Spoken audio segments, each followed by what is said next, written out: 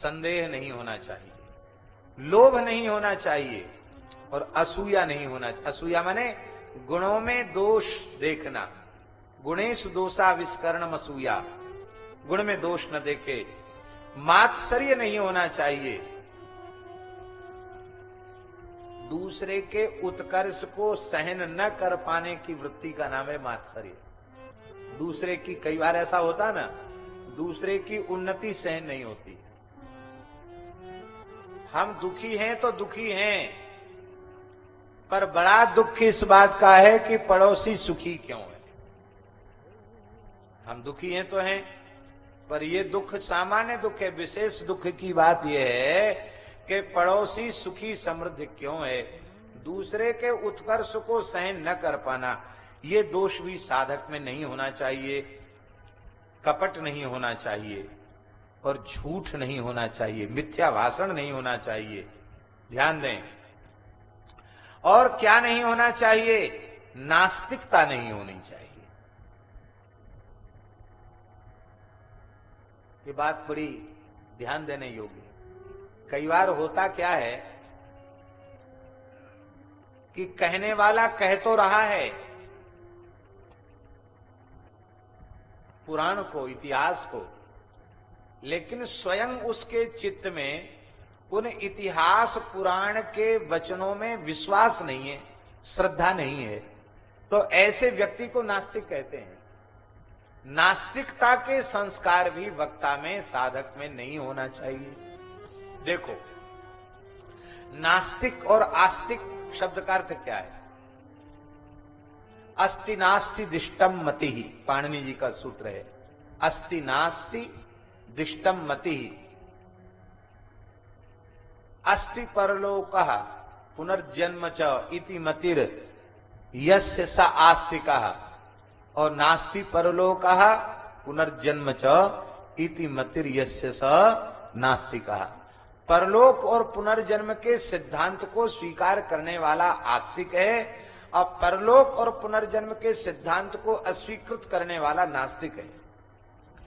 अच्छा, अब परलोक और पुनर्जन्म किससे प्रमाणित होगा?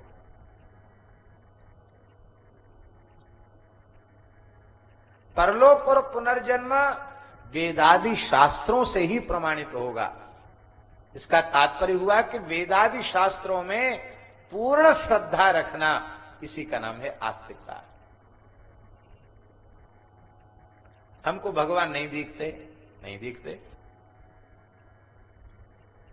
पर शास्त्र में लिखा है कि वे सर्वांतर्यामी हैं, वे जड़ और चेतन सब में व्याप्त हैं। अब हमें अनुभूति में आवे चाहे न आवे, इस पर हम विश्वास करें, इसको कहेंगे आस्तिकता। और भीतर से तो यह है कि लोगों ने ऐसे ही पेट भरने के लिए ईश्वर, धर्म आदि की कल्पना कर रखी है। कहीं कुछ होता तो नहीं है, हमने तो कहीं कुछ देखा नहीं, लेकिन चलो हमारा तो धंधा है कथा कहना, तो कथा तो कहनी ही है। ऐसी वृत्ति जिसके चित्त में है वो नास्तिक है। शास्त्र में पूर्ण श्रद्धा रखो।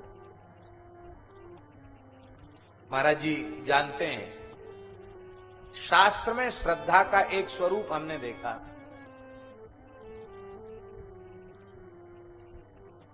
पूज्य गुरुदेव में देखा, धर्म संघ वाले गुरुजी में देखा, पर एक घटना हम आपको सुना रहे हैं। रात्रि का समय था, हम लोग वहां से आ रहे थे लौट करके नाथ द्वारा से, तो कारोई वाले पंडित जी के यहाँ गए। कौन था हमारे साथ में, स्मरण में नहीं। रात का समय था, 10-11 बज रहे थे। तो उसमें पंडित जी भृगु फलादेश बांचते हुए एक वाक्य आया कि जो प्रणाम करके आशीर्वाद लेगा उसके असाध्य रोग भी समाप्त हो जाएंगे। आप थे साथ में, दीनबंधु दास जी थे। तो हम तो ऐसे ही वो सुना रहे थे, हम सुन रहे थे। उन्होंने 11 बजे रात को अपने घर के बड़े बूढ़े, बच्चे से लेके बड़े बूढ़े तक सबको जगाया। बोले भृगु जी लिख रहे हैं, जो प्रणाम करेगा उसका तो सब काम बन गया। बोले महाराज मेरी ब्राह्मणी को बहुत दर्द है सारे शरीर में, आप आशीर्वाद दे दीजिए। अरे मैंने कहा ये माता जी बड़ी बूढ़ी, हमको आशीर्वाद देंगे? बोले नहीं, हमारी पोथी में लिखा है आप तो हाथ धर दीजिए। स्वयं भी प्रणाम किया और सब पूरे परिवार छोटे छोटे बच्चों को जगा कर प्रणाम करवाया। हम कोई अपनी बात नहीं कह रहे हैं, पर निवेदन ये कर रहे हैं कि शास्त्र में श्रद्धा। तब हमें लगा कि ये भृगु संहिता बोलते हैं वो केवल दूसरों के लिए नहीं बोलते, इनकी स्वयं की इसमें अगाध श्रद्धा है। इसको कहते हैं आस्तिकता, नास्तिकता नहीं होनी चाहिए। एक बार पूज्य श्री कृष्ण शंकर शास्त्री जी दादाजी 16 गुजरात अहमदाबाद के पास श्रीमद् भागवत के अनुपम विद्वान, जिन्होंने श्रीमद् भागवत की प्राचीन टीकाओं को प्रकाशित कराया, ऐसे पूज्य श्री कृष्ण शंकर शास्त्री जी दादाजी, उन्होंने एक भागवत के ऊपर बड़ा सम्मेलन गोवर्धन गिरिराज जी में किया था। उसमें भारतवर्ष से विद्वान इकट्ठे हुए थे, हमारे गुरुदेव भी गए थे और पूज्य श्री रामानुज गुरु जी भी गए, भागवत पढ़ाते थे जो वृंदावन में। तो महाराज जी कहते थे कि श्री रामानुज गुरु जी ने कहा महाराज जी को मार्ग में, कहा महाराज जी क्या कहें, अपने मन की पीड़ा हम कह नहीं सकते आपको छोड़कर किसी दूसरे को। क्या? बोले बड़े बड़े भागवत के वक्ता मेरे पास आते हैं और भागवत के कई अंशों में संदेह व्यक्त करते हैं कि ये क्या सत्य लिखा है। अनेक स्थल महाराज जी को बताए, अमुक जगह कहते हैं क्या ये सत्य लिखा है, क्या ये किसी कवि की कल्पना मात्र नहीं है, हमको लगता है ये सत्य नहीं है। तो गुरुजी बोले हमें रोना आता उनके दुर्भाग्य पर। क्यों? बोले हमें जीवन बहुत बीत गया भागवत पढ़ाते पढ़ाते, हमें कभी किसी एक वाक्य पर भी संदेह नहीं हुआ। और ये कैसे लोग हैं जो भागवत की बड़ी बड़ी कथाएं कहते हैं, फिर भी जिस ग्रंथ का प्रवचन कर रहे हैं उसी के कई अंशों में इनको संदेह है कि ये सत्य है क्या, सत्य है असत्य है, ऐसा संदेह यदि उपस्थित है तो वह उस ग्रंथ की चर्चा करने का अधिकारी नहीं। वक्ता में, साधक में नास्तिकता नहीं होनी चाहिए। और एक बात सुन लीजिए, ये 18 गुण के 18 दोषों से शून्य वक्ता को ही नहीं होना चाहिए, श्रोता को भी इन 18 दोषों से शून्य होना चाहिए। नहीं तो ते श्रोता वक्ता समशीला, समशीलत्व कहां आएगा, फिर कहां से उन्हें तत्व का बोध होगा। नास्तिकता नहीं होनी चाहिए। और कैसा एक दोष और है, अगमदर्शिता। अगमदर्शिता का मतलब है अरे ये विषय हमारे बस का नहीं है, छोड़ो आगे बढ़ो, ऐसा नहीं होना चाहिए। जो क्लिष्ट से क्लिष्ट विषय आपकी समझ में नहीं आता है, गुरुजनों के चरणों बैठ करके समझिए, लेकिन अगमदर्शिता वक्ता श्रोता में नहीं होनी चाहिए। और अशिक्षा, 18वां दोष है अशिक्षा। अशिक्षा का मतलब है कि भागवत की कथा कहने के लिए अथवा किसी भी पुराण की कथा कहने के लिए पढ़ना लिखना बिल्कुल जरूरी नहीं है। थोड़ा गाना बजाना आ जाए, कुछ चुटकुले कहना आ जाए, कुछ गीत गजल गाना आ जाए तो कथा हो गई। इधर की उधर मिला जुला के तो सब समय पास हो ही जाएगा, पूरा हो जाएगा। ये नहीं, अशिक्षा नहीं होनी चाहिए। वक्ता को शिक्षित होना चाहिए, है शिक्षित होना चाहिए। महाराज जी हम आपको निवेदन करें, हमारे महाराज जी के पास लोग छोटे छोटे बच्चों को लाते थे। महाराज जी ये प्रवचन करता है, इसको प्रवचन कराइए, इसको इतने श्लोक कंठस्थ हैं। तो महाराज जी कहते थे श्रीमान जी इसका हित चिंतन कीजिए, इसकी प्रगति में बाधक मत बनिए। अभी इतनी छोटी अवस्था में इसकी प्रशंसा कर करके इसको अशिक्षित मत बनाइए, इसको ठीक से पढ़ने का अवसर दीजिए। लोगों ने कहा महाराज जी से कि महाराज जी, दास को महाराज जी पंडित जी कहते थे, बोले पंडित जी इनकी ग्रहण शक्ति अच्छी है, इनको आप सुदामा कुटी का मंच आपके अधीन है, तो रोज ये प्रवचन किया करें, इनको वक्ता बनाइए। जब हम आए थे लोगों में आकर्षण बहुत होगा। महाराज जी बोले इनको मंच पर नहीं बिठाना, इनको पढ़ाना है।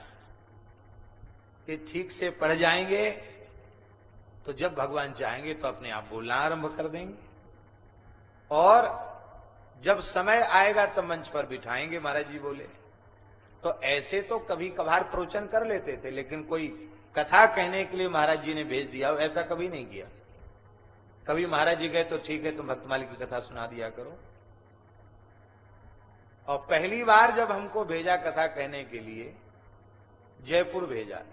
जयपुर नगर ने हमको कथा कहना सिखाया।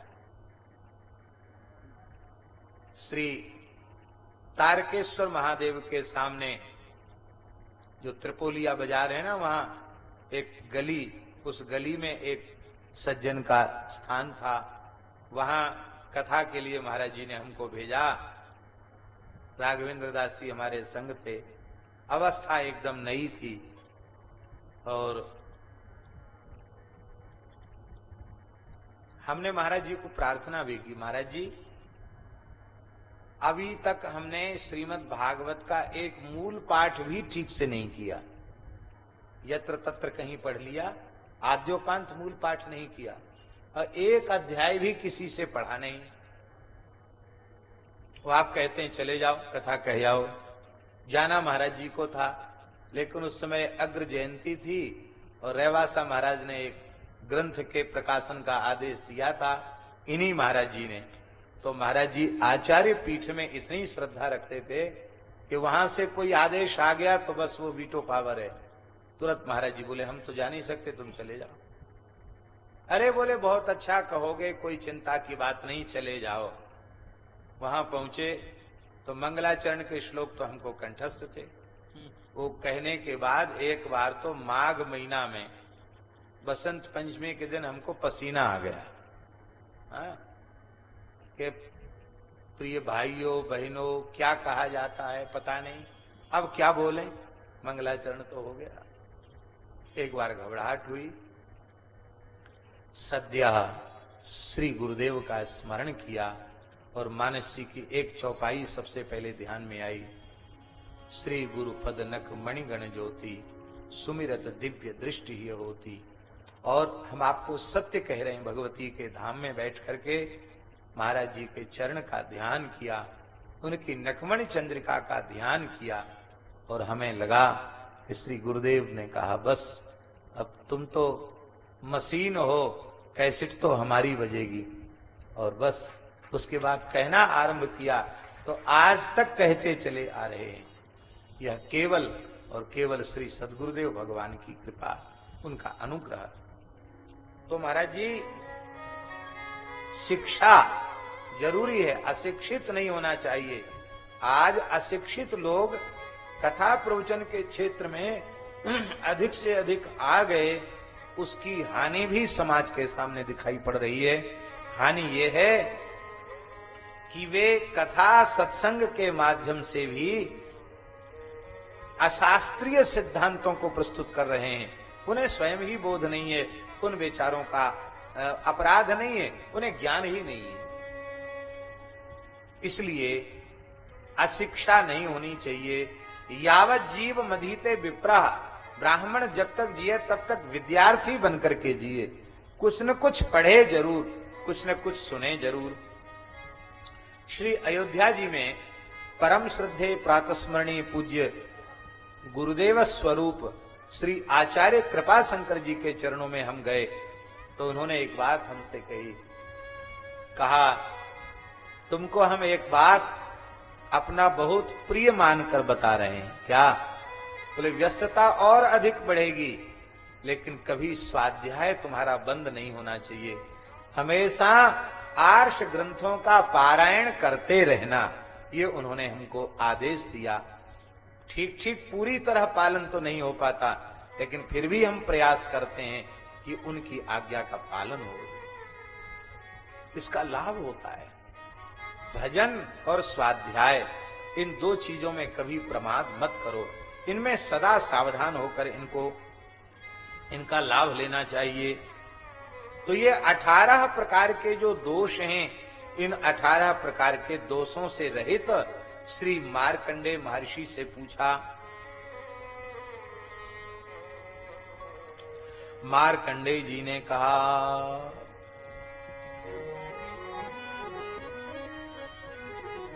मार्कंडेय उवाच क्रिया कालोऽयमस्माकं सम्प्राप्तो मुनिसत्तम विस्तरे चापि वक्तव्ये नैष कालः प्रशस्यते।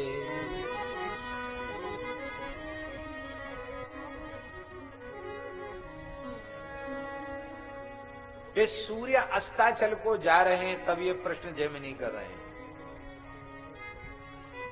मार्कंडेय जी ने कहा, प्रश्न पूछने का भी एक समय होता है। आपने अनुचित समय में प्रश्न किया, क्यों? बोले ये हम सबके संध्या वंदन का समय है।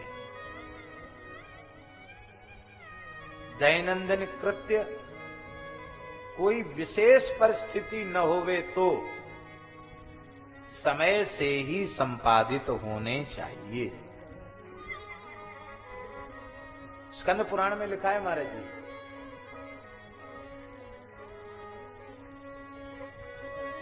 विधिना कृता संध्या कालातीता फला भवेत् अयमेव हि दृष्टान्तो बंध्या स्त्री मैथुनम यथा।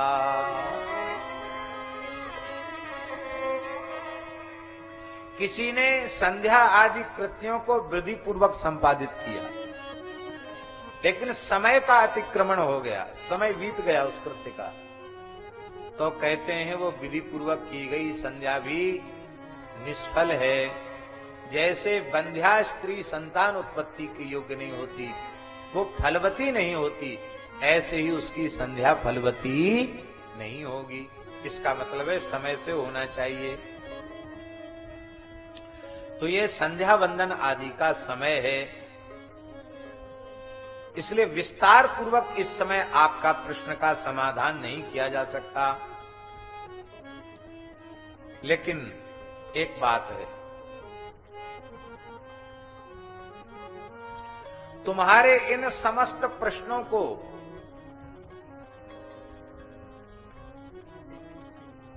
ठीक से सुनकर इनका सही सही उत्तर देने वाला हम तुम्हें बताए देते हैं।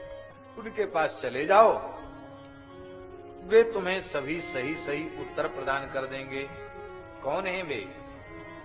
बोले तथा च नश्च संदेहम त्वाम करिष्यन्ति पक्षिणा। पक्षी तुमको संदेह तुम्हारा दूर कर देंगे। पक्षियों के पास जाओ, वे तुमको कथा सुनाएंगे, तुम्हारे प्रश्नों का उत्तर देंगे और उन पक्षियों के वचनों से तुम्हारे संदेह की निवृत्ति हो जाएगी। जयमुनि जी को और भारी आश्चर्य हुआ कि आपके तो संध्या का समय हो गया और हमको भेज रहे हैं कि अब तुम विस्तार से वहीं जाओ, क्योंकि प्रश्न इतने बड़े हैं कि हमको सब अपना काम धाम विराम लगाना पड़ेगा। वहां चले जाओ, जो समाधान मैं करूंगा वही समाधान तुम्हें वहां प्राप्त हो जाएगा। कौन है वे? बोले वे पक्षी हैं। क्या नाम है उनके? बोले पिंगाक्षश्च विबोधश्च सुपुत्रः सुमुखस्तथा। ये 4 पक्षी हैं, पिंगाक्ष, विबोध, सुपुत्र और सुमुख। ये 4 पक्षी शास्त्रों के मर्म को, शास्त्रों के रहस्य को, तत्व को भली भांति जानते हैं। ये पक्षी कहाँ रहते हैं? ये वक्ता कहाँ रहते हैं? बहुत ध्यान से सुने। हम लोग कहाँ बैठे हैं? विंध्याचल में बैठेंगे नहीं। ये विंध्यगिरी पर्वतमाला ये पूरी की पूरी पर्वतमाला उधर बुंदेलखंड मध्य प्रदेश तक, ये पूरी की पूरी विंध्य पर्वतमाला है। इस विंध्य पर्वतमाला में ही श्री चित्रकूट धाम है। तो बोले इस विंध्य पर्वतमाला की कंदरा में ये पक्षी रहते हैं। अब यहाँ ये तो नहीं लिखा कि यहाँ रहते हैं, लेकिन हमको लगता है हो सकता है इस विंध्याचल क्षेत्र में ही कोई कंदरा हो और वहीं ये निवास करते हो, और इस पुराण का प्राकट्य भी इस विंध्याचल की ही धरती पर हुआ हो, ये भी हो सकता है। क्योंकि विंध्याचल क्षेत्र यह है, ये विंध्याचल क्षेत्र में प्रकट हुआ है ये संवाद, ये बात तो स्पष्ट पुराण में लिखी हुई है। विंध्याचल की कंदरा में ये चारों द्रोण के पुत्र निवास करते हैं और शास्त्रों के मर्मज्ञ विद्वान हैं। अब तो मार्कंडेय जी ने जब यह बात कही तो जैमिनी जी आश्चर्यचकित हो गए। वे कहने लगे कि महाराज आश्चर्य है, धर्म के रहस्य को तो बड़े बड़े योगी और विद्वान पुरुष भी नहीं जान पाते हैं। धर्मस्य तत्वम निहितं गुहायाम, अब उसमें भी पक्षी धर्म तत्व के रहस्य को जानते हैं। तो महाराज वे बोलेंगे तो अपनी ही भाषा में बोलेंगे ना, चीची कूची तिवासंता, चीची कूची ही बोलेंगे, वो कोई शुद्ध संस्कृत तो बोलेंगे नहीं।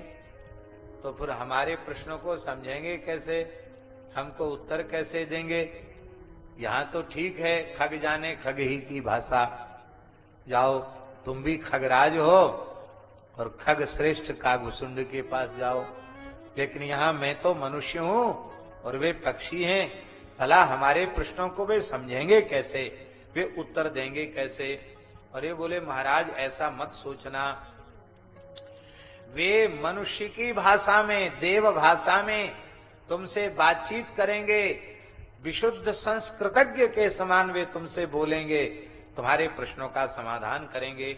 जैमिनी जी ने कहा महाराज अत्यद्भुतमिदं ब्रह्मन् खगवागिव मानुषी, पक्षी मनुष्य की तरह बोलते हैं और इस अत्यंत दुर्लभ विज्ञान को उन्होंने प्राप्त किया, आश्चर्य की बात है।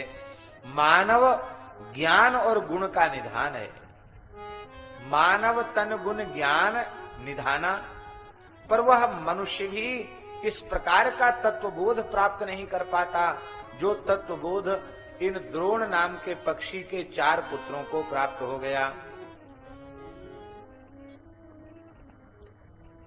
हे भगवान, ये द्रोण कौन था जिनके 4 पुत्र हुए, आप कृपा करके बतावें। अब यहीं से कथा विस्तार को प्राप्त हो रही है।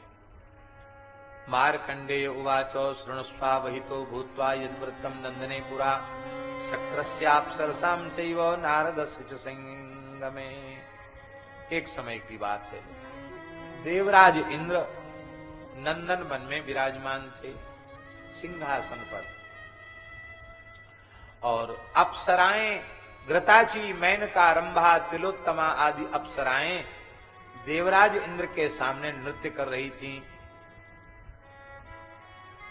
देवराज इंद्र के सामने नृत्य कर रही थी। उसी समय देवर्षि नारद जी कृपा पूर्वक वहां पधारे। जैसे ही देवर्षि नारद जी आए कि सबके सब उठ करके खड़े हो गए और नारद जी का सबने सत्कार किया। देखिए परंपरा है, अपने से बड़े महानुभाव आवे तो अभ्युत्थान पूर्वक उनका समादर करना चाहिए। हमारे यहाँ शास्त्रों में लिखा है अपने से बड़ों के आने पर जो आसन से उठकर खड़ा नहीं होता उसकी बड़ी हानि होती है। जब कोई अपने से बड़े महान भाव आते हैं तो प्राण उत्क्रमित होते हैं, ऊपर की ओर उठते हैं, प्राणों का उत्क्रमण होता है।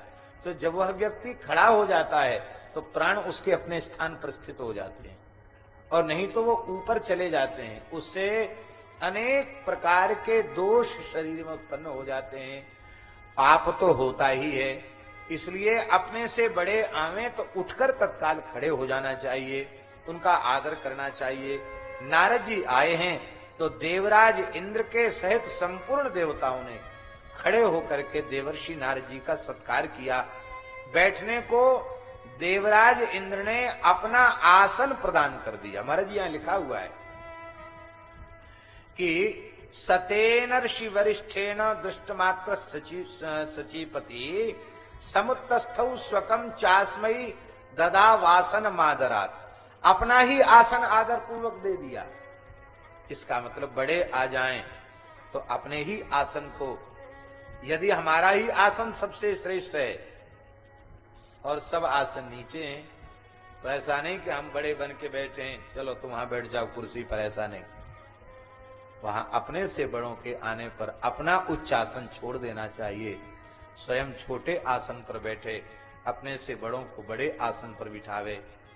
वैसे साधुओं में कहावत है, हमारे पूज्य पहाड़ी बाबा कहते थे, आसन फरक्कट टुकड़ा सरक्कट। साधु का धर्म क्या है? बोले आसन फरक्कट, आसन को पवित्र रखो, न आसन पर बैठो न बिठाओ। और टुकड़ा सरक्कत, एक रोटी नहीं, साधु का धर्म है एक टुकड़ा भी मिल जाए तो उस टुकड़े में से भी एक टुकड़ा किसी भूखे को देकर फिर खाने की इच्छा करो। ये साधु का धर्म है। अब इसका अर्थ यह मत लगा लेना कि गुरुजी आके सामने खड़े हैं, बोले आसन पर रखकर खड़े रहिए। वहां तो उठकर खड़े हो जाएं, साष्टांग प्रणाम करें, अपना उत्तरीय बिछा दें, उस पर वे बैठेंगे तो हमारा भजन साधन अच्छा बनेगा। अपने से बड़ों का सदा आदर करना चाहिए। हमारे महाराज जी, जिनका हम लोग शताब्दी उत्सव मना रहे हैं, महाराज जी एक कंबल रखते थे और उस कंबल को अपने सिरहाने रखते थे, सिर के उसी पर सिर रखते थे। और वो कंबल क्या काम करते थे? कोई महापुरुष आया, उसके प्रवेश करने के पहले इतनी जल्दी से अपने सिरहाने वाला कंबल तुरंत बिछा देते। केवल एक बक्सर वाले मामा जी को हमने देखा कि वे कभी कंबल पर नहीं बैठे, बोरा पर ही बैठे, कंबल को सिर से लगा लिया। लेकिन प्रायः लोग आकर विराजात महाराज जी बिठाते थे, बैठ जाते, और उसको वो महाराज जी अपने सिरहाने रखते। पता नहीं किस भाव से रखते कि ये महापुरुष बैठे हैं, इस पर हमारा मस्तक रहे, इस भाव से महाराज जी रखते थे। अपने वस्त्र पर भी नहीं बिठाते थे, अलग कंबल रखते थे उनके लिए। तो देवराज इंद्र ने अपना आसन प्रदान कर दिया और वे स्वर्ग की अप्सराओं ने भी विनीत भाव से नारद जी को प्रणाम किया। नारद जी पूजित होकर के बैठे थे, परस्पर कुशल क्षेम वार्तालाप भी हुआ। तो उस समय देवराज इंद्र ने कहा कि हे महाभाग देवर्षि नारद जी,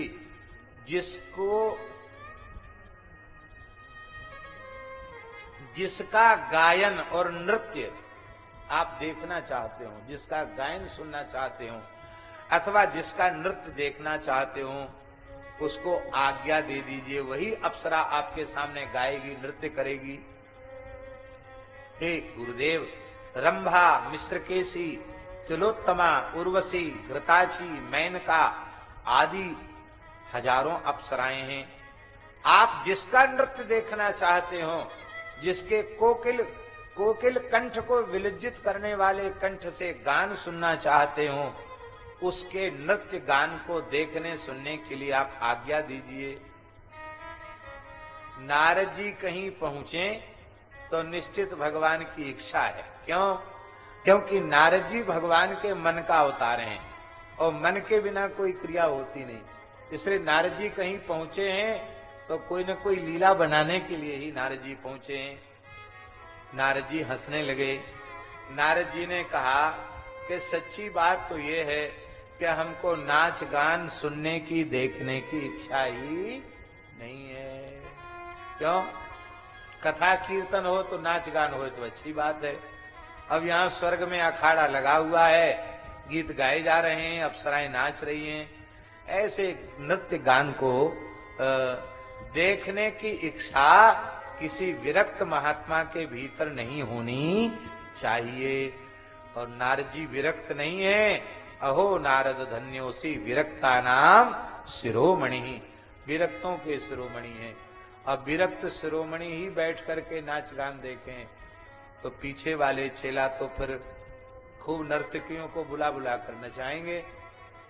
तो नारद जी ने कहा कि हमारी इच्छा नहीं है, लेकिन फिर भी आप आदेश आग्रह कर रहे हैं तो देवराज की बात न मानी जाए, यह भी अच्छा नहीं है।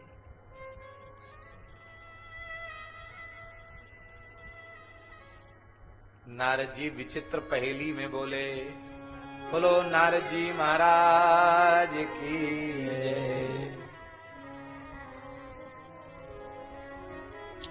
नारद जी ने कहा, आत्मानं मन्यते या तु सा नृत्यतु ममागतः,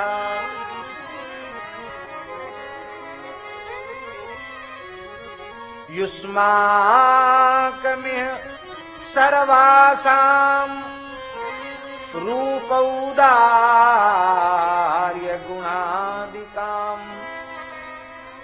गुणाधिकम् आत्मानं मन्यते यातु सा नृत्यतु ममाग्रतः।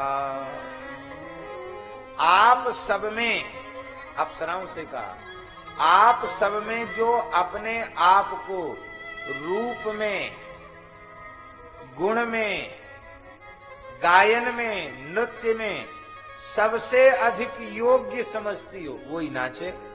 अब हजारों में से किसको कहें?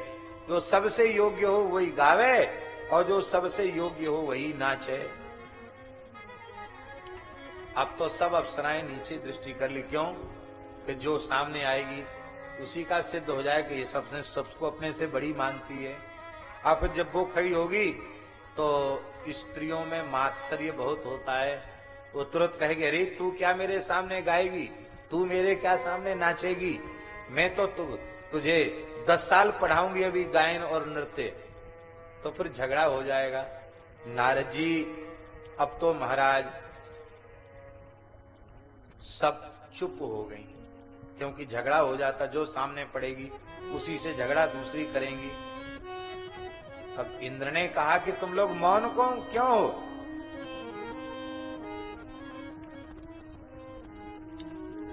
जो तुम में सबसे श्रेष्ठ हो वो आ जाए।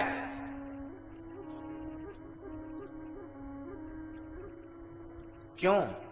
क्योंकि गुण रूप विहीनायाः सिद्धिर्नाट्यस्य नास्ति वै, चार्वधिष्ठानवन् नृत्यम नृत्यमन्यद् विडम्बनम। नारद जी तो बहुत बड़े विद्वान हैं ना, सब चीज जानते हैं, संगीत के स्वयं बहुत बड़े आचार्य हैं, तो उनसे बढ़िया गायन वादन नृत्य कौन जाने, सब जानते हैं। नारद जी ने कहा कि देखो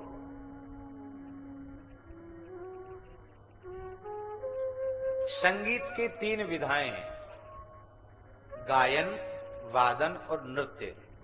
नृत्य में एक विधा और सम्मिलित हो जाती है, उसका नाम है नाट्य। क्योंकि नृत्य भी एक प्रकार का नाट्य है। किसी पद पर नर्तिका या नर्तक गाता है तो वह नाट्य ही प्रस्तुत करता है। और नाट्य के रूप में, नृत्य के रूप में प्रस्तुति देने वाले को रूपवान और गुणवान होना चाहिए। बहुत बढ़िया नाचना जानता शास्त्रीय, पर सकल सूरत ही ऐसी है कि सकल पे 11:45 बज रहे हैं, देखने में बहुत अच्छा नहीं लगता। तो भले ही बहुत अच्छा कलाकार हो, किसी का मन भरेगा नहीं उसके नृत्य से। नाचने वाले को रूपवान होना चाहिए, गुणवान होना चाहिए। तो क्योंकि रूप और गुण के अभाव में नाट्य की सिद्धि नहीं होती। हाव भाव और कटाक्ष और विक्षेप, इससे युक्त जो नृत्य है उसको नाट्य कहते हैं। और ये रूपवान में होगा तभी ठीक है, नहीं तो नृत्य विवृथा है। तो अब यह सुन करके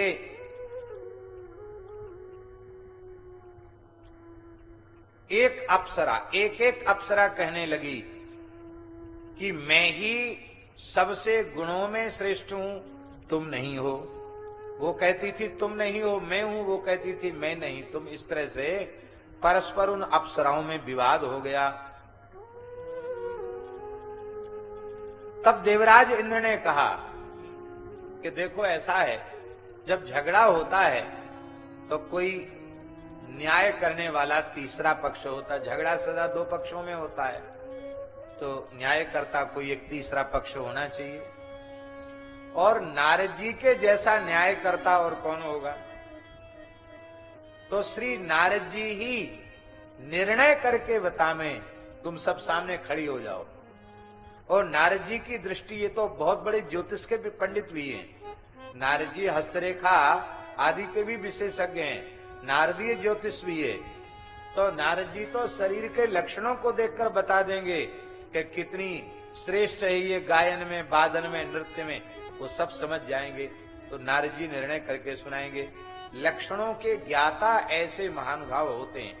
हमारे पूज्य पहाड़ी बाबा महाराज सुनाते थे कि वो पूरे भारत के धरती की यात्रा कर रहे थे।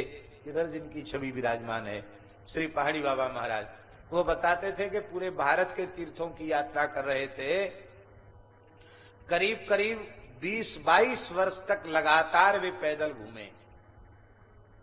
अफगानिस्तान तक पैदल गए, काबुल गंधार तक पैदल गए, और मानव वर्जित क्षेत्र तक पैदल चल करके गए। बड़ा विलक्षण महापुरुष थे। मानसरोवर तक गए और आगे तक गए। मानव वर्जित क्षेत्रों में भी पहुंच गए महाराज जी। महाराज जी कहते मैंने इन्हीं आंखों से देवांगनाओं का दर्शन किया। वहां एक महात्मा प्रकट हुए, बोले यहां मनुष्य नहीं आता, आप आ गए, लौट जाओ वापस। नहीं, वापस फिर लौट निकल नहीं पाओगे इस क्षेत्र से। तो बोले तत्काल हम वहां से वापस हुए। तो मैंने कहा कि ये हमको देख के भाग क्यों रही है? उन्होंने कहा ये मनुष्य के शरीर की गंध सहन नहीं करती है। आप मनुष्य हैं ना, आपके शरीर की गंध इनको अच्छी नहीं लगती, इसलिए जा रही है।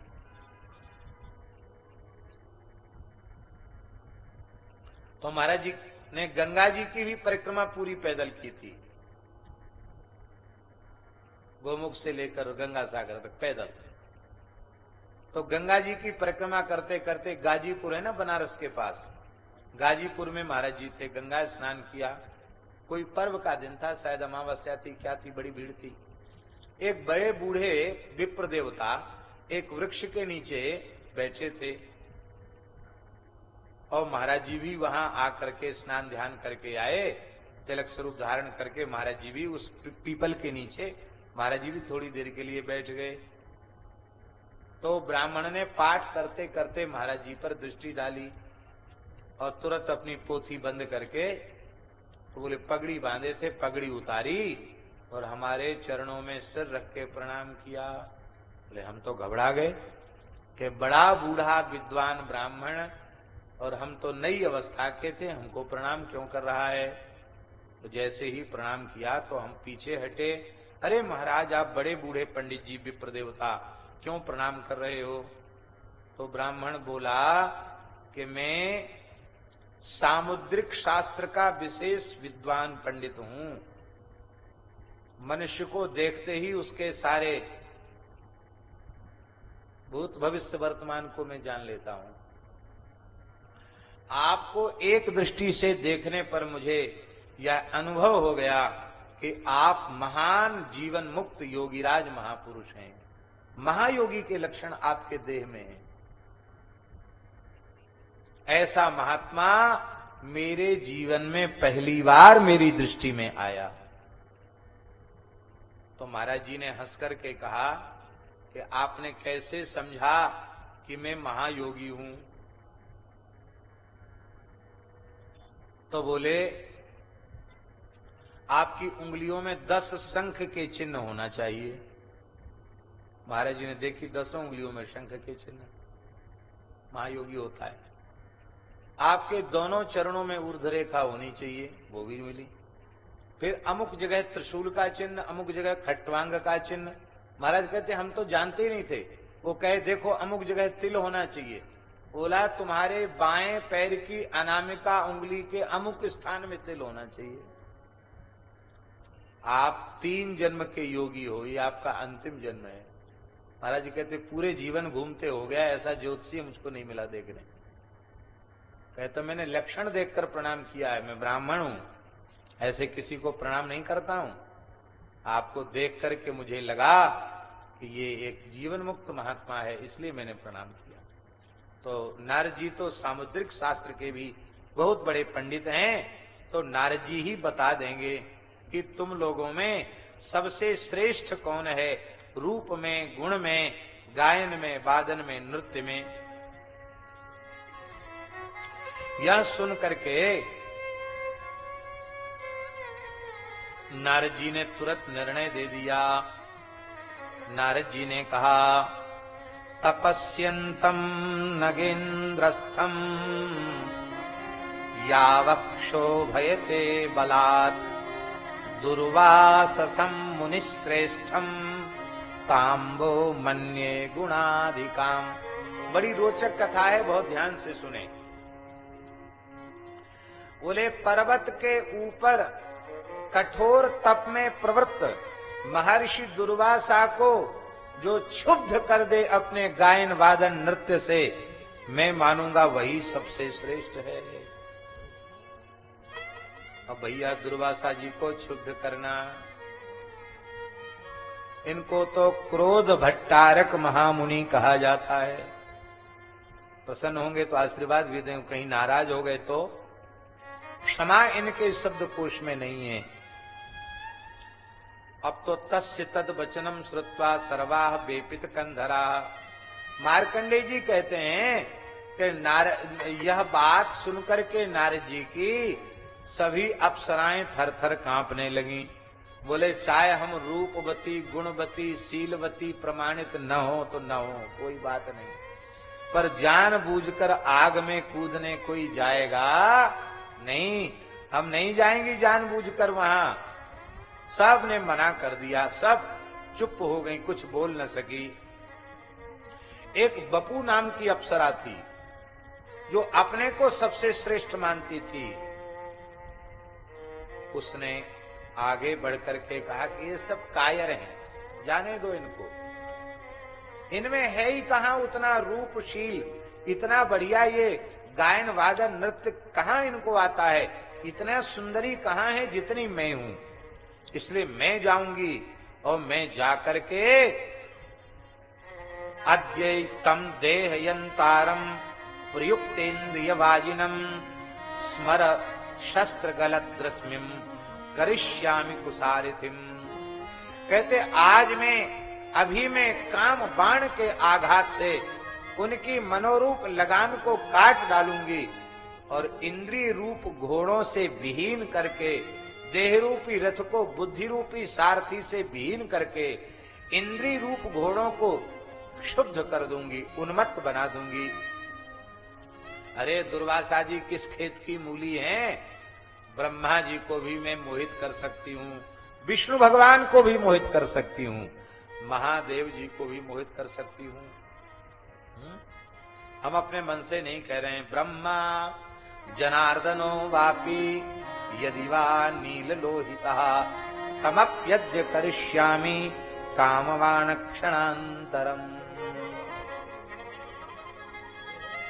इससे एक बात प्रमाणित हो गई, हम लोगों को शिक्षा लेनी है ब्रह्मचारी जी, इससे एक बात प्रमाणित हो गई कि नीचा अभिमानी व्यक्ति को ही देखना पड़ता है, पतन किसका होता है। विनम्र का पतन होते हुए नहीं देखा गया, पतन सदा अहंकारी का होता है। इसलिए सदा अहंकार से बचे, कभी अपने ज्ञान का, अपने भजन का, अपने त्याग का, अपनी तपस्या का अहंकार न करे। हम तो निवेदन करेंगे सदा अपने ज्ञान और वैराग्य में कमी का अनुभव करें। महाराज जी, यदि हम अपने ज्ञान से, यदि हम अपने वैराग्य से, यदि हम अपनी भक्ति से संतुष्ट हो जाते हैं तो समझ लेना धीरे धीरे ज्ञान वैराग्य और भक्ति का क्षरण होता चला जाएगा। हमें संतुष्ट नहीं होना है, हमें असंतुष्ट रहना है। अभी हमारे यहाँ, हमारे में कहाँ है ज्ञान, हमारे में कहाँ है वैराग्य, कुछ नहीं। अपने वैराग्य में न्यूनता का अनुभव करो तो दीनता आएगी, और अपने को बहुत बड़ा मानोगे तो कभी न कभी किसी महापुरुष का अपमान हो जाएगा, और अपमान हो जाएगा फिर तो पतन निश्चित है। गर्व न कीजे बावरे हरि गर्व प्रहारी, मरुदासी का पद है। गर्व न कीजे बावरे हरि गर्व प्रहारी, गर्व न कीजे बावरे हरि गर्व प्रहारी, गर्व न कीजे बावरे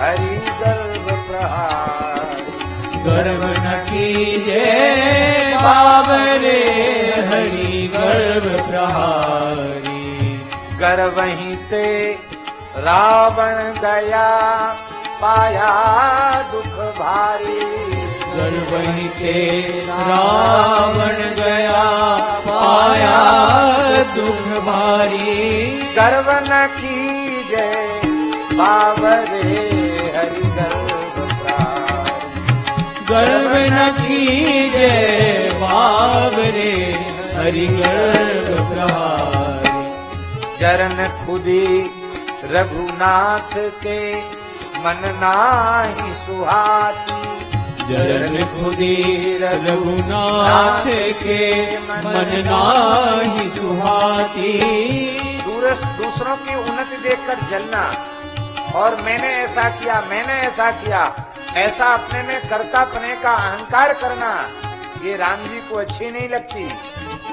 चरण खुदी रघुनाथ के मन नाही सुहाती, चरण खुदी रघुनाथ के मन नाही सुहाती, जाके जिय अभिमान है ताकि तो रत छाती, जाके जिय अभिमान है ताकि तो छाती, जाके जिय अभिमान है ताकि तो रत छाती, जाके जिय अभिमान है ताकि तोरत छाती, गर्व न कीजे बावरे हरि गर्व प्रहारी, गर्व न कीजे बावरे हरि गर्व प्रहारी, एक दया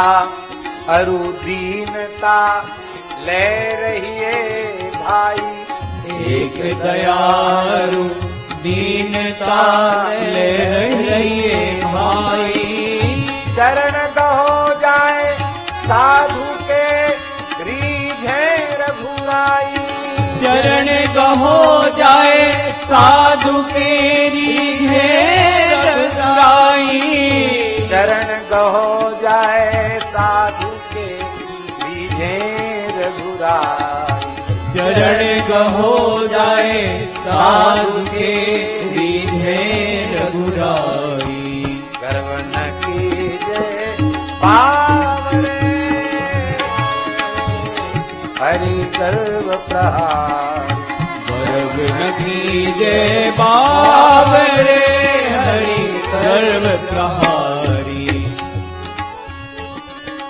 यही बड़ा उपदेश है परद्रोह न करिए, यही बड़ा उपदेश है परद्रोह न करिए, कहे मलूक हरि सुमिर के भव सागर तरिए, कह मलूक हरि सुमिर के भव सागर तरिए, कहे मलूक हरि सुमिर के भव सागर तरिए, कह मलूक हरि सुमिर के भवसागर तरिए।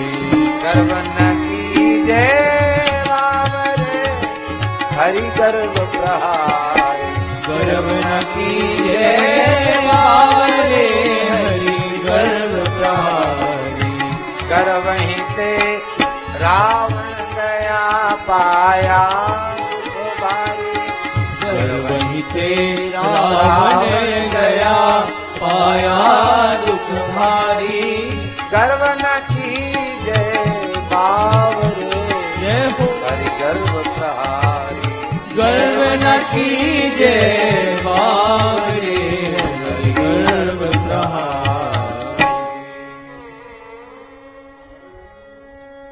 अहंकार के कारण ही जीव महत् पुरुषों का तिरस्कार करता है, महत् पुरुषों का अनादर करता है। बोले मैं कोई ऐसी वैसी नहीं हूं। दुर्वासा जी क्या है मेरे सामने?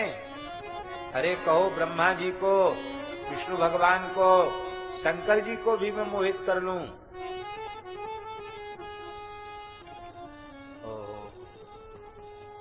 ऐसा कह करके वह बपू नाम की अप्सरा हिमालय पर्वत में गई,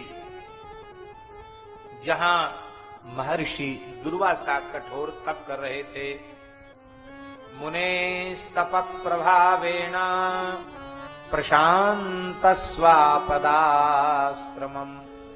महर्षि के तप के प्रभाव से वहां निवास करने वाले हिंसक प्राणियों का भी नैसर्गिक वैर, हिंसा की वृत्ति वो समाप्त हो चुकी थी। अहिंसा प्रतिष्ठायाम तत्सन्निधौ वैरत्यागः। वैर समाप्त हो चुका था। और वहां ये बपू नाम की अप्सरा पहुंची। अब कोयल क्या मीठा कूकेगी, कोयल से भी बढ़िया कूकने लगी, बढ़िया सुंदर गीत गाने लगी। कितनी दूर? एक कोस दूर खड़े होकर गा रही थी। कितने दूर खड़े होके? सीता शरण जी विशेष रूप में सुन लें, क्योंकि ये विधिवत गायन सीख रहे हैं। 3 किलोमीटर दूर से गा रही थी वो। कितना घी पीती होगी, कितना काली मिर्च खाती होगी, भगवान जाने। महाराज जी 3 किलोमीटर दूर से गा रही थी और दुर्वासा जी कठोर तप में प्रवृत्त थे। बोले इतना मीठा कौन गा रहा है? 3 किलोमीटर से उसके एक संगीत की धुन सुनाई पड़ी। तदगीत ध्वनिमाकर्ण्य मुनिर्विस्मित मानसा। उस गीत की ध्वनि सुन करके मुनि को बड़ा विस्मय हुआ। अरे बोले इतना सुंदर गाने वाली ये है कौन? इसको देखना चाहिए। बस 3 किलोमीटर से महर्षि दुर्वासा तपस्या से विरत होकर वहां तक पहुंच गए। यत्रास्ते सा बाला रुचिरानना। जहां वो रुचिरानना बाला थी वहां पहुंच गए। जैसे ही उसको गाते हुए देखा तुरंत समझ गए ये कोई भक्ति श्रद्धा पूर्वक नहीं आई है, हमको संगीत सुनाने नहीं आई है, ये हमारी तपस्या को नष्ट करने आई है, मुझे क्षुब्ध करने आई है। बस वो सब समझ गए ये तो हमको नीचा दिखाना चाहती है। इतना सुनते ही, इतना जानते ही महर्षि दुर्वासा क्रोध में तिलमिला उठे। अब हो गया सब संगीत संगीत बंद। यस्मात् दुःखार्जितस्य तपसो विघ्न कारणात् आगतासि मदोन्मत्ते मम दुःखाय खेचरी। हरि आकाश में विचरण करने वाली अप्सरे, तपस्वी को तप अर्जित करने में कितना कष्ट होता है, कितनी कठोर साधना करनी पड़ती है, और तू मेरे अनंत तप राशि को क्षीण करने के लिए आई है, मेरी तपस्या में विघ्नोत्पन्न करने के लिए आई है। बड़ी भारी गुणवती रूपवती अपने को मानती है। कान खोलकर सुन ले। तस्मात् सुपर्ण गोत्रे त्वं मत क्रोधे क्लेशीकृता जन्म प्राप्स्यति दुष्प्रज्ञे यावत् वर्षाणि षोडश। 16 वर्ष के लिए तुझे पक्षी के कुल में जन्म लेना पड़ेगा, पक्षिणी के रूप में 16 वर्ष तुझे व्यतीत करने पड़ेंगे। हो गया नृत्य गान सब खत्म।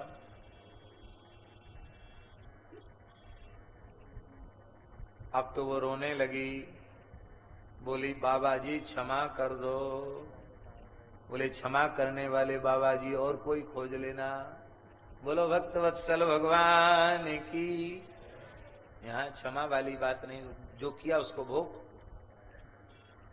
बहुत रोने गिड़गिड़ाने लगे, नहीं महाराज दया, अबला हूं, दया करना चाहिए।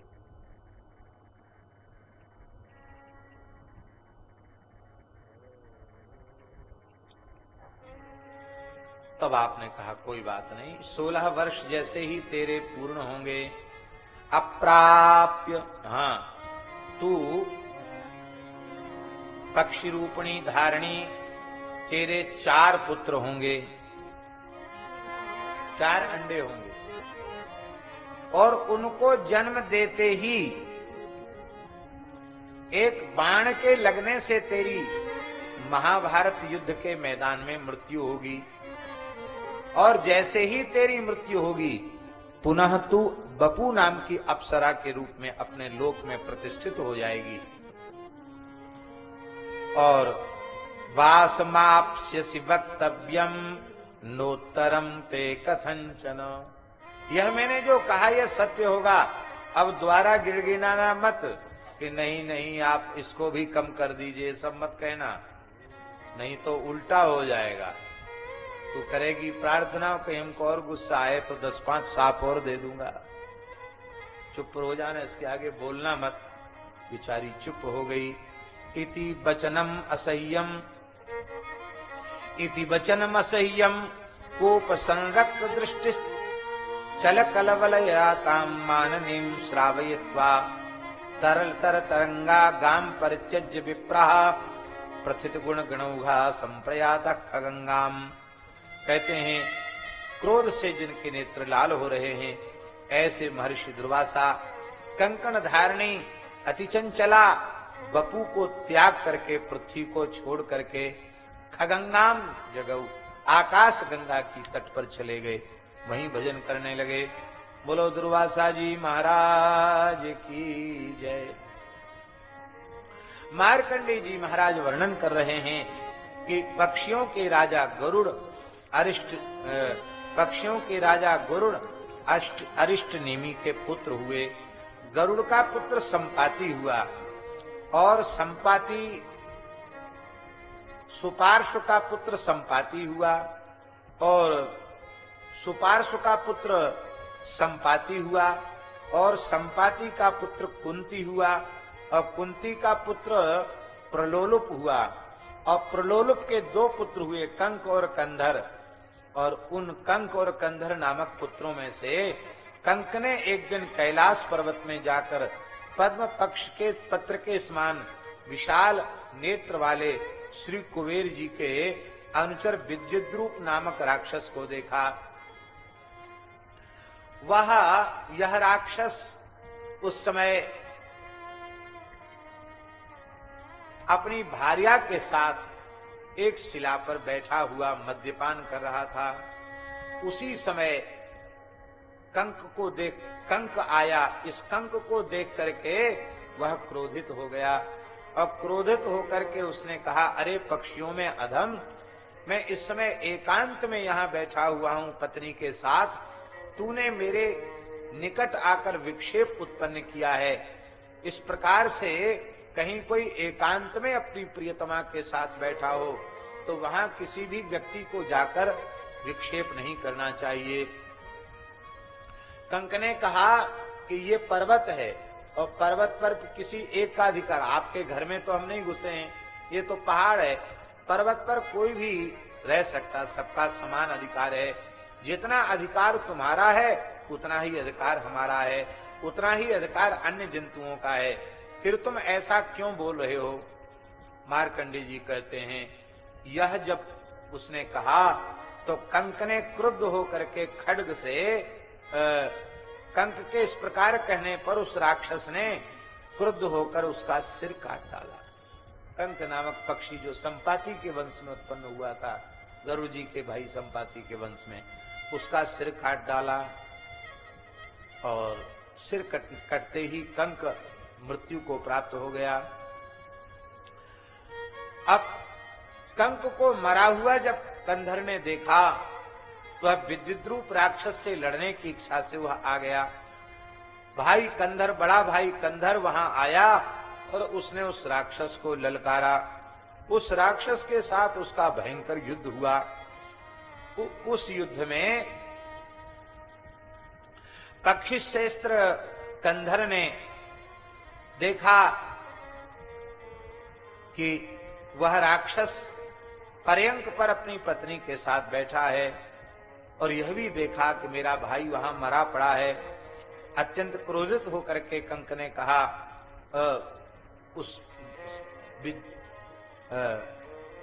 कंधर ने कहा, कंक तो मारा ही गया, कंधर ने कहा कि तूने मद में उन्मत्त होकर मेरे भाई कंक का वध किया है, इसका परिणाम तुझे भोगना पड़ेगा। तू यमराज के यहां निश्चित जाएगा। विश्वासघात करने वाले, स्त्री की हत्या करने वाले, बालकों की हत्या करने वाले जिस भयंकर नरक में पड़ते हैं, उसी नरक में तू गिरेगा। ऐसा कह करके वह भयंकर युद्ध करने लग गया। उस विद्युद्रूप राक्षस ने भी कहा कि यदि तुम अपने भाई की मृत्यु का बदला लेने आए हो तो पराक्रम करो, बातें बनाने से बात नहीं बनेगी। अब तो भयंकर खड्ग लेकर के वो युद्ध करने लग गया। लेकिन विलक्षण बात हुई, कंधर ने अपनी चोंच से उसके खड्ग को छीन लिया, धारण कर लिया और उसको फेंक दिया। फिर मल्ल युद्ध करने लग गया, मल्ल युद्ध होने लग गया उसके साथ। और फिर अपने पंजों से, अपनी चोंच से कंधर ने उसे इतना जर्जरित किया कि वह विद्युद्रूप राक्षस, उसके हाथ पैर मस्तक सब अलग हो गए, मर गया।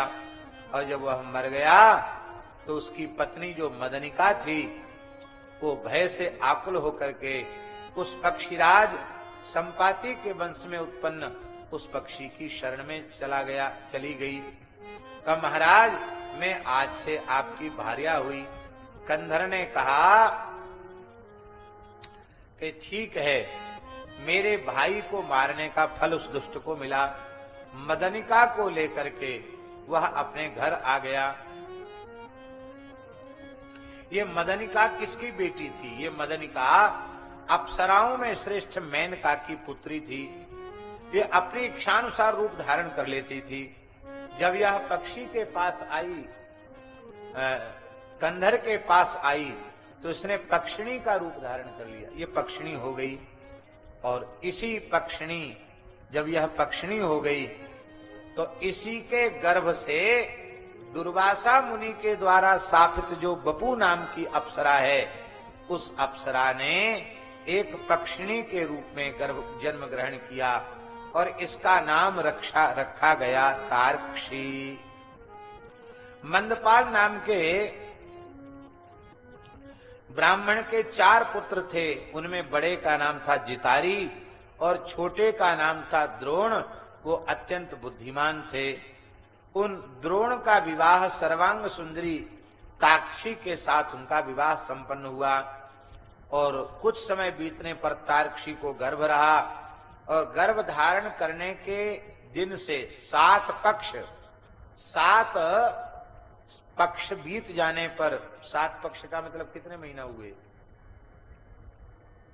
2 पक्ष का 1 मास होता ना, तो 6.5 महीना हुए।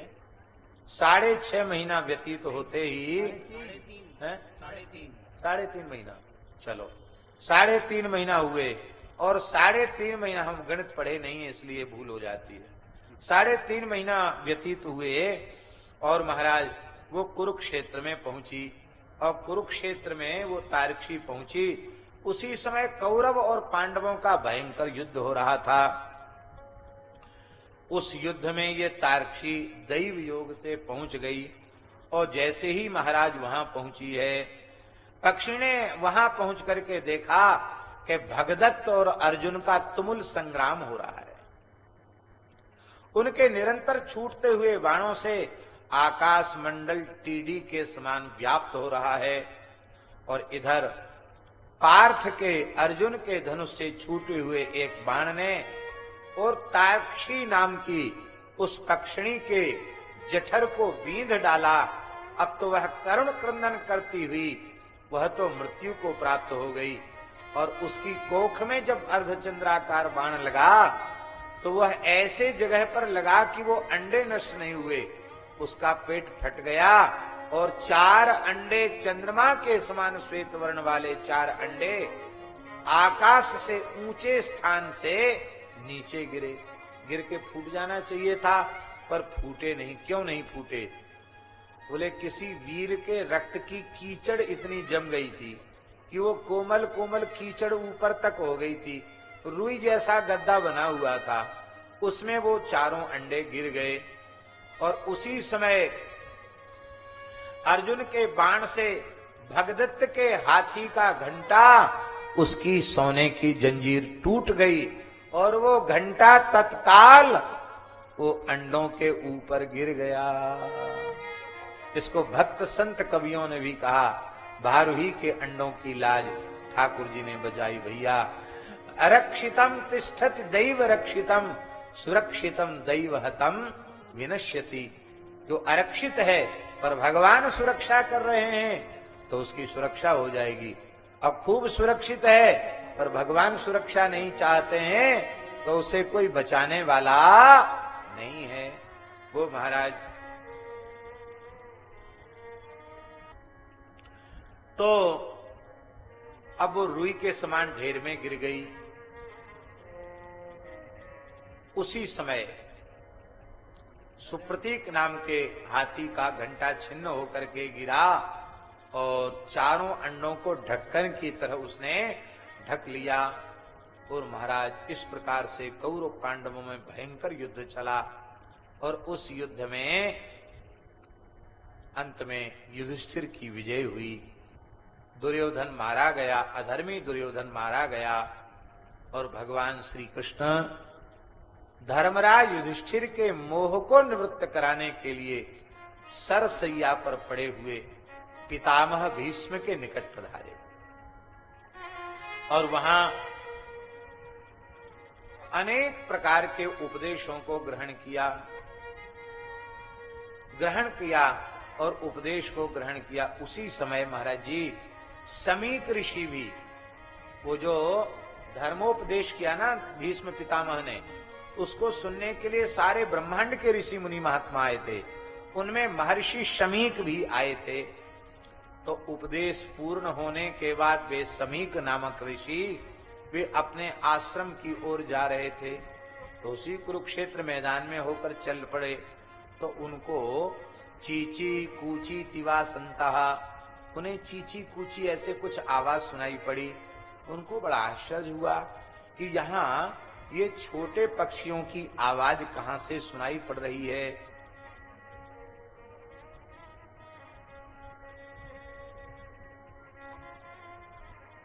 वे अपने मन में विचार करने लगे। सतत्र शब्दम असृणोत चीची कूची दिवासतम। चीची कूची, चीची चूचू चूचे ऐसे पक्षी बोलते हैं, ऐसे बोल रहे थे। वे अभी बोलना नहीं जानते थे, अस्फुट थे। उनको आश्चर्य हुआ। अपने शिष्यों से कहा कि भाई ध्यान दो, ये आवाज कहां से आ रही है? बोले गुरुजी आवाज तो यहां से आ रही, इस घंटे के नीचे से आ रही है। अब तो कहा इस घंटे को उखाड़ो। घंटे को उखाड़ा गया। वहां माता पिता से विहीन 4 पक्षियों को देखा जिनके अभी पंख नहीं उगे थे। शमीक जी ने देखा तो उनके हृदय में दया आ गई। देखो संत की दया ही प्रधान होती है। जय घट दया तहाँ प्रभु आप, जय घट दया तहाँ प्रभु आप, जय घट दया तहाँ प्रभु आप, जय घट गया कहाँ प्रभु आप। अपना सा दुख सबका जाने, अपना सा दुख सबका जाने, ताके निकट न आवे पाप, ताके निकट आवे पाप। यही घट दया प्रभु आप, यही घट दया तहाँ प्रभु आप। हम लोग बड़े भाग्यशाली हैं। हमारे मणिकर्णिका सतुआ बाबा आश्रम के पीठाधीश परम पूज्य श्री महंत संतोष दास जी महाराज सतुआ बाबा कृपा करके पधारे हैं। यही घट दया प्रभु आप, यही घट दया तहाँ प्रभु आप। तीरथ जाए करे जो कोई, तीरथ जाए करे जो कोई, बिना दया सब निष्फल होई, बिना दया सब निष्फल होई। यही घट दया आप, यही घट दया प्रभु आप।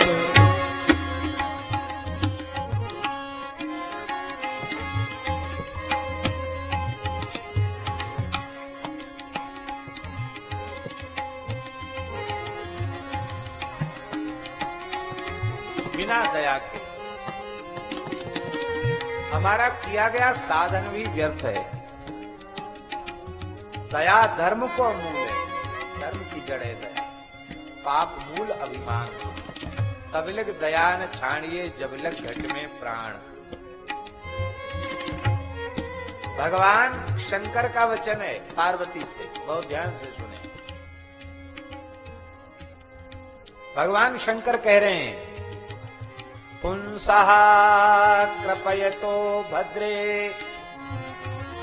सर्वात्मा प्रीयते हरि, प्रीते हरौ भगवती प्रियेहम् सचराचरा।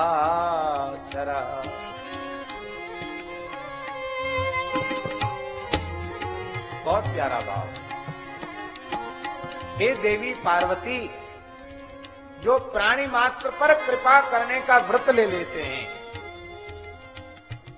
किसी प्राणी के प्रति क्रूरतापूर्ण, कठोरतापूर्ण, निर्दयतापूर्ण व्यवहार नहीं करना, हिंसा वाला व्यवहार नहीं करना, ऐसा जो निश्चय कर लेते हैं, उनके इस निश्चय से भगवान श्री हरि प्रसन्न हो जाते हैं।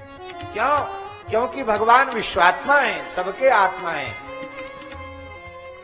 और जब भगवान प्रसन्न हो जाते हैं तो मुझे अलग से प्रसन्न करने की आवश्यकता नहीं पड़ती है। जब भगवान प्रसन्न हो जाते हैं तो भगवान शिव कहते हैं कि वे तो मेरा हृदय है। शिवस्य हृदयम विष्णु, विष्णुश्च हृदयम शिवा। जब मेरा हृदय प्रसन्न हो गया तो मैं अलग थोड़ी रह गया। श्री हरि के प्रसन्न होने पर मैं प्रसन्न हो जाता हूँ और मेरे प्रसन्न होने पर ये सारा ब्रह्मांड प्रसन्न हो जाता है, तृप्त हो जाता है। इसलिए भैया मूल बात यह है, आप एक एक करके सबको रिझाओगे तो कहां तक रिझाओगे? कोई ना कोई रूस जाएगा। पर एक ठाकुर जी को रिझा लो तो सब रिझ जाएंगे। और ठाकुर जी रिझेंगे कैसे? बोले भगवान रिझेंगे तब जब निश्चय कर लें कि अपने प्रतिकूल से प्रतिकूल व्यवहार अपने प्रति किसी के द्वारा किए जाने पर भी उसे अपने प्रारब्ध का फल मानकर हम सहन कर लेंगे, पर संसार के किसी भी प्राणी के प्रति क्रूरतापूर्ण, कठोरतापूर्ण, निर्दयतापूर्ण व्यवहार हम नहीं करेंगे। ऐसा निश्चय कर लो तो बिना साधन के भी भगवान प्रसन्न हो जाएंगे। और भगवान प्रसन्न हो जाएंगे तो शिव जी कहते हम प्रसन्न हो जाएंगे। और हरि और हर ये दोनों प्रसन्न हो गए तो लक्ष्मी जी भी प्रसन्न हो जाएंगी भवानी जी भी प्रसन्न हो जाएंगी, सभी देवी देवता प्रसन्न हो जाएंगे। बोलो भक्तवत्सल भगवान की जय। स्कंद पुराण का श्लोक है। आप लोग हमारे किसी बात को अन्यथा न माने, इसलिए हम क्षमा याचना कर रहे हैं, क्योंकि हम अपने मन से कोई बात नहीं बोलते, कहीं शास्त्र में प्रमाणित है तो ही उसको बोलते हैं। स्कंद पुराण में महाराज जी लिखा है, भगवती की पूजा के प्रकरण में लिखा है, भगवती दुर्गा के पूजन के प्रकरण में लिखा है। भगवती दुर्गा कहती हैं कि जो मेरी सात्विक पदार्थों से पूजा करता है, मैं उसे देवत्व प्रदान करती हूं। चंदन, पुष्प, दुर्वा, तुलसी हैं आदि जो सात्विक पदार्थ हैं, उन सात्विक पदार्थों से जो मेरा यजन करता है, मैं उसे देवत्व प्रदान करती हूं। जो राजसी पदार्थों से मेरा यजन करता है, उसे मैं मनुष्यत्व प्रदान करती हूं। किंतु जो तामसी वस्तुओं से मेरा यजन करता है, उसकी कामना की पूर्ति तो हो जाती है, पर मैं उसे न देवत्व प्रदान करती हूं, न मनुष्यत्व प्रदान करती हूं, मैं उसे असुरत्व प्रदान करती हूं। आहार की शुद्धि से अंतःकरण की शुद्धि का बहुत गहरा संबंध है। यदि हम देवी देवता के नाम पर अशुद्ध वस्तु का आहार करने लग जाएंगे, तो निश्चित मेरा अंतःकरण अशुद्ध हो जाएगा। और जब हमारा अंतःकरण ही अशुद्ध हो गया, तब हमारे जीवन में शुचिता रह कहां जाएगी? हमारे जीवन में शुचिता नहीं रह जाएगी। इसलिए ये जो तामसी उपासना है, वो असुरों के लिए भले ही विहित हो, पर उत्तम सात्विक। अच्छा, आप एक बात बताओ, आप देवता बनना चाहते हो कि राक्षस बनना चाहते हो? क्या बनना चाहते हो? भगवती की उपासना करके क्या बनना चाहते हो? देवता बनना चाहते हो? तो देवताओं को जो पूजा, सात्विक पूजा, उस सात्विक पदार्थों से भगवती का यजन किया जाए, तो जीव मात्र पर कृपा करने से सब प्रसन्न हो जाते हैं। तो भगवान इन महर्षि के हृदय में दया आ गई और उन्होंने कहा कि देखो शिष्यों, यहां से हम लोगों को आगे नहीं बढ़ना चाहिए। क्यों? क्योंकि इसलिए नहीं आगे बढ़ना चाहिए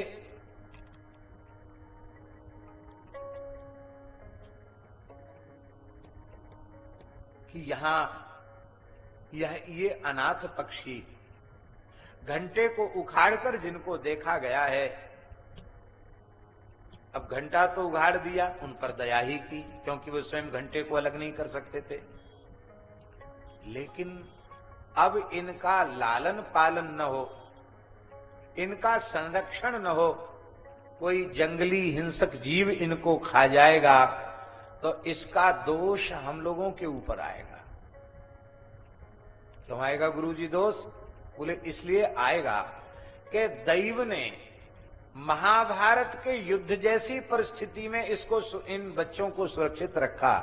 इनकी मां मारी गई और ये बच्चे, घंटा गिरा और घंटे के कारण ये सुरक्षित हुए और अंडे से फूटकर बाहर भी आ गए और इतने बड़े हो गए। इसका मतलब ईश्वर इनकी रक्षा करना चाहता है, क्योंकि ये सामान्य जीव नहीं है। ऐसी दैवी आपत्ति के काल में जिसके प्राण बच जाएं, उसको समझना चाहिए कि इसको भगवान बचाना चाहते थे, इसलिए इतने भयंकर दैवी उत्पात में, दैवी आपदा में ये बच गया है। और बच गया है तो किसी सामान्य काम के लिए नहीं बचा है, कोई विशेष काम इससे होना है, उसके लिए ये बचा है। तो अभी ये तो पता नहीं कि इन पक्षियों के द्वारा क्या संसार का हित होने वाला है, लेकिन ये इस परिस्थिति में भी जीवित रहे तो हमारा कर्तव्य है हम इनकी प्राण रक्षा करें। देखो मेरे शिष्यों, शुक्राचार्य जी महाराज ने एक बार देवासुर संग्राम में दैत्यों को पलायन करते हुए देखकर, युद्ध के मैदान से पीठ दिखाकर भागते हुए देखते हुए कहा था, न गंतव्यम निवर्तध्वम कस्मात् ब्रजत कातराः उत्सृज्य शौर्य शशि क्व गथा न मरिष्यथ। अरे लौट आओ, क्यों भाग रहे हो? शौर्य और यश का त्याग करके कहीं भी चले जाओगे तो क्या मरोगे नहीं? मरना तो पड़ेगा। युद्ध में मरोगे तो यश मिलेगा, उत्तम गति मिलेगी। देखो बहुत बढ़िया श्लोक है।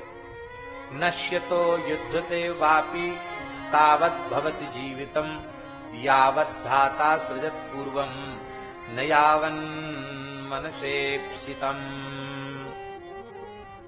बोले चाहे जितने युद्ध में कोई चला जाए,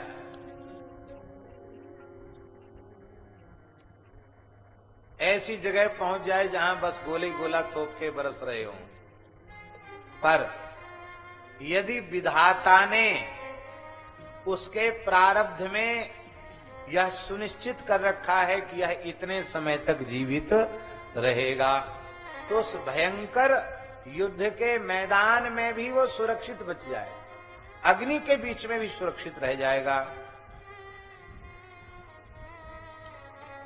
और देखो, और जब मरना होगा ना तो एके म्रियन्ते स्वगृहे, लोग कहां कहीं बाहर जाते हैं, अपने घर में ही मर जाते हैं। पलायन तो परे जना, कुछ भागते भागते मर जाते हैं। और बहुत से लोग तो भुंजतोन्नम, कोई भोजन करते करते जय सिया राम, कोई पानी पीते पीते, चाय पीते पीते चल देते हैं। इसलिए भैया मौत तो कभी भी आ सकती है। देखो ऐसे भी लोग देखे गए जो एक बार इतने घायल हो गए कि मर गए। मारने वालों ने सोचा कि ये मर गए, लेकिन प्राण उनके शेष रह गए, क्योंकि भगवान उनको जीवित रखना चाहते हैं। फिर महाराज शल्य चिकित्सा होके, ठीक ठाक होके, मलहम पट्टी होके फिर बढ़िया हो जाते हैं। अविक्षतांगा शस्त्रैश्च प्रेतराज वसंगता। और बहुत से ऐसे होते हैं कि उन पे चोट का कोई एक निशान नहीं, कोई तो घायल होकर करके भी जीवित रह जाते हैं, और कुछ ऐसे तो कोई चोट नहीं फिर भी मर जाते, बिना चोट के ही मर जाते हैं। इसलिए डरो मत, मृत्यु का भय छोड़ करके और तुम लोग लौट आओ, युद्ध करो। कांडानम पतनम विप्राह क्व घंटा पातनम समम क्वच मांस वसा रक्तई भूमेस्ता भूमेरास्तरण क्रिया। देखो इस युद्ध में कितने लोग मारे गए, महाभारत के युद्ध में लाखों लोग मारे गए इस युद्ध में। पर इस युद्ध में ये पक्षिणी के 4 अंडे कैसे बच गए? इसका मतलब भगवान बचाना चाहते हैं।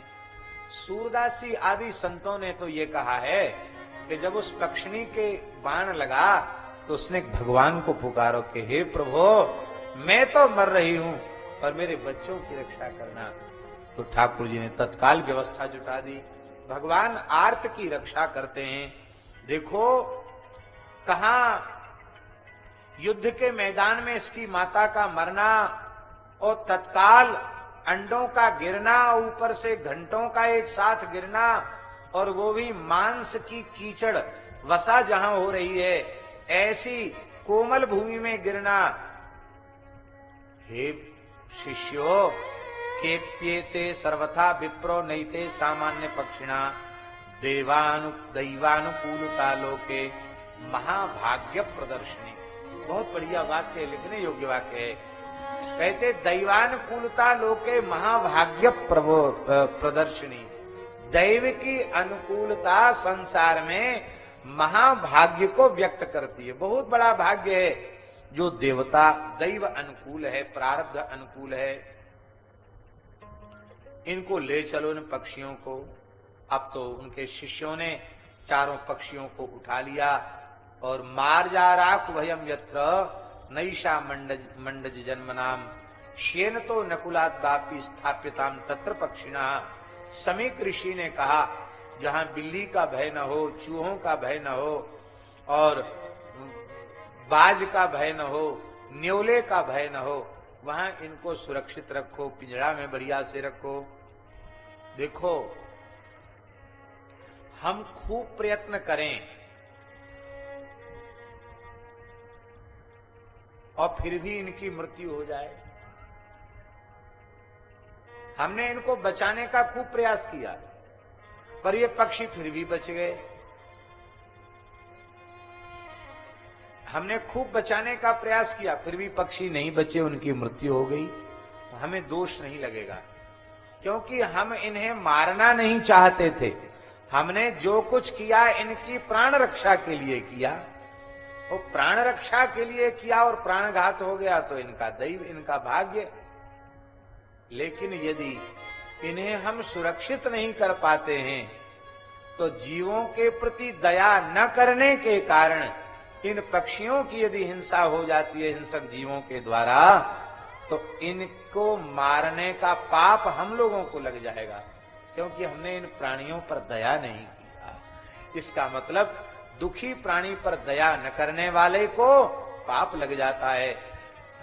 वो मर जाएगा तो उसको हत्या का पाप लगेगा जिसने देखा है।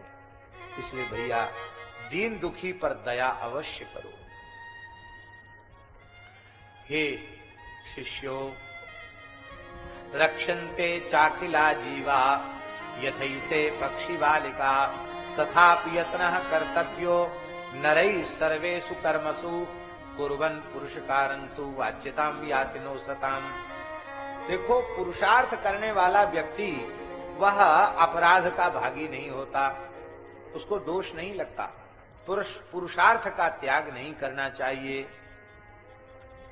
अब तो प्रसन्न होकर के उनको उनका पालन पोषण किया गया, औषधि और दुग्ध आदि को देकर के उन्हें तृप्त किया गया।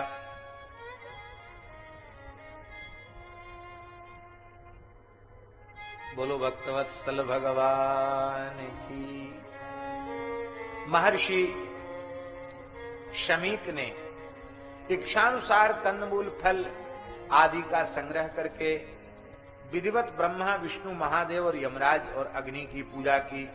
वरुण बृहस्पति कुबेर वायु धाता विधाता इन सब की पूजा की और विधिवत इनके लिए आहुति प्रदान की। और आहुति प्रदान करने के बाद आपने प्रेम से अपने शिष्यों के सहित उन पक्षी शावकों का पोषण किया। इतने सुंदर संतों के यहाँ लाड़ भी खूब होता है, स्नेह खूब होता है संतों के यहाँ। 1 महीने में वे पक्षियों के पंख इतने आ गए कि आकाश की सैर करने का कौतूहल उनके मन में उत्पन्न हो गया। आकाश में उड़ने की बात वे चारों पक्षी सोचने लग गए।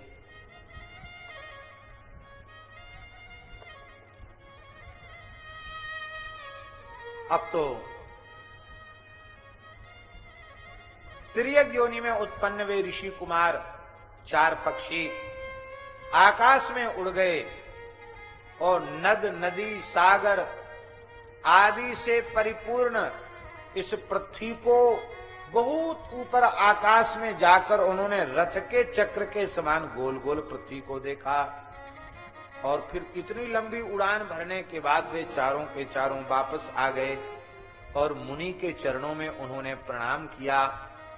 एक समय की बात है, महर्षि शमीक अपने शिष्यों को धर्मोपदेश कर रहे थे।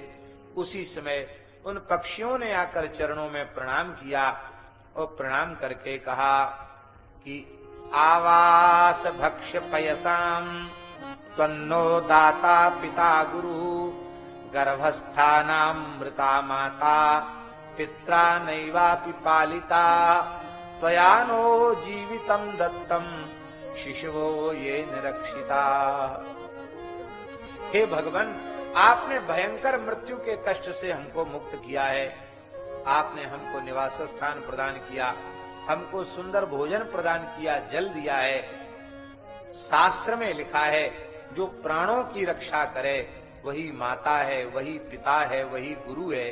तो हे महर्षि, आप मेरी माता भी हैं, मेरे पिता भी हैं, मेरे गुरु भी हैं। क्योंकि माता का तो दर्शन हम कर ही नहीं पाए, माता के कर्तव्य का पालन आपने किया।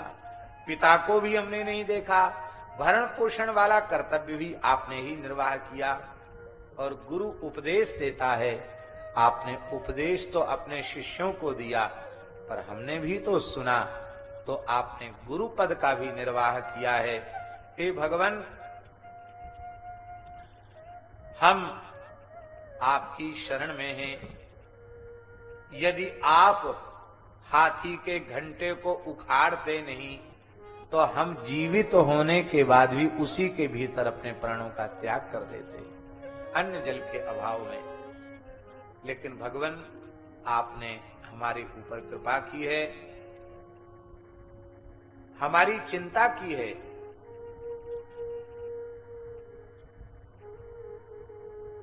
अब आप आज्ञा कीजिए, आपकी कृपा से हमें ज्ञान प्राप्त हुआ है, हम आपकी क्या सेवा करें। हमारा सनातन धर्म धन्य है, कृतज्ञता के भावों से भरा हुआ है। कोई भी यहाँ कृतज्ञ नहीं है। पक्षी भी कृतज्ञ हैं महर्षि शमीक के प्रति। कहते भगवान, आप कृपा करके हमारी हमारे को कोई आज्ञा प्रदान कीजिए कि हम क्या कहें, क्या करें। महर्षि शमीक ने कहा कि तुम मनुष्य की सी भाषा में हमसे बातचीत कर रहे हो, चारों संस्कृत बोल रहे हो। आश्चर्य की बात है, विशुद्ध संस्कृत का उच्चारण कर रहे हो। इसका मतलब है कि तुम लोग सामान्य पक्षी नहीं हो। तो हम ये जानना चाहते हैं कि तुम हो तो कोई ऋषि ही, पर किसी अपराध के कारण कोई शाप तुम्हें लग गया, उस शाप के कारण तुम्हें इस पक्षी की योनि में जाना पड़ा। तो आप हमारा हित करना चाहते हो तो इतना ही बता दो कि आप लोग मूल में हैं कौन, आपको पक्षी के रूप में क्यों आना पड़ा। उन चारों पक्षियों ने कहा, हे महर्षि, पूर्व काल में एक विपुलस्वान नाम के महान ऋषि थे। उनके दो पुत्र थे, एक पुत्र का नाम था सुकृष और एक का नाम था तुम्बुरु। दोनों उन सुकृष, उनमें से जो महर्षि सुकृष थे, उन सुकृष के पुत्र ही हम लोग हैं। महर्षि सुकृष के हम लोग पुत्र हैं। विनय, आचार, भक्ति और नम्रता का अवलंबन करके सदा अपने पिता के निकट रहकर उनकी आज्ञा का पालन करते थे। पिताजी की तपस्या में समिधा, पुष्प, भोजन की सामग्री, देवार्चन की सामग्री को हम प्रस्तुत कर दिया करते थे। इसी तरह से हम लोग प्रेम पूर्वक निवास कर रहे थे। उसी समय देवराज इंद्र एक विशाल पक्षी का रूप धारण करके, जिनके शरीर में घाव हो रखे हैं, पंखे टूट चुके हैं, रक्त के कण गिर रहे हैं, ऐसे लाल लाल रंग के जिनके नेत्र हैं, ऐसे विशालकाय पक्षी के रूप में मेरे पिताजी सुकृष के पास आए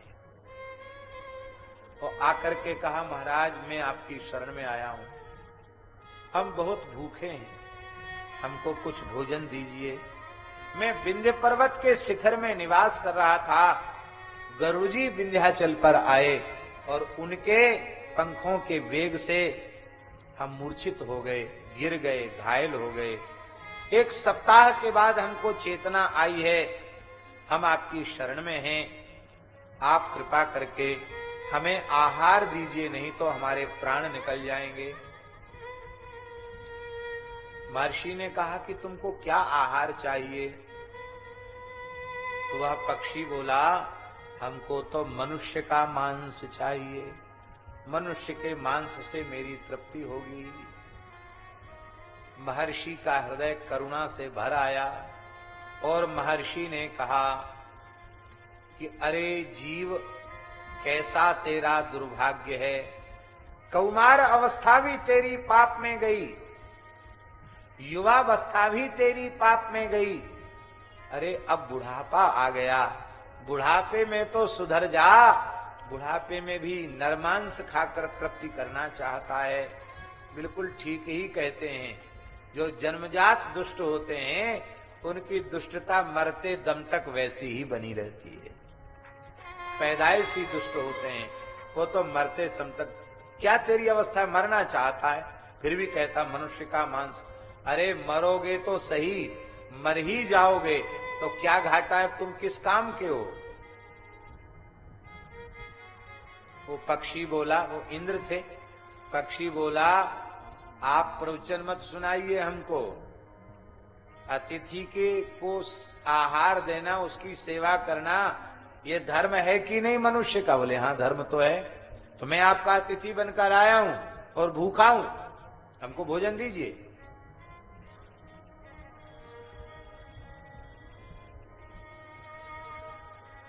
चलो ठीक है भाई, जैसी तुम्हारी राजी।